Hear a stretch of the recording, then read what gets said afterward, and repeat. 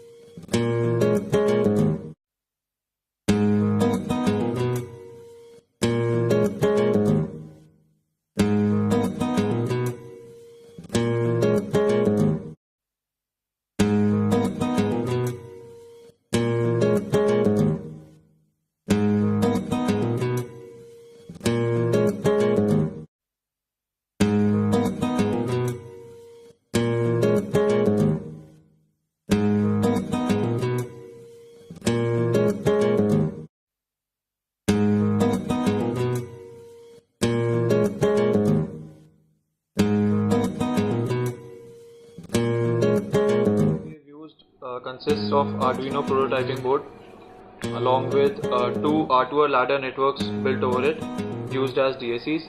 Along with this, we have provided a controller with 4 micro switches. This is used to control the direction of movement of the user Pac-Man.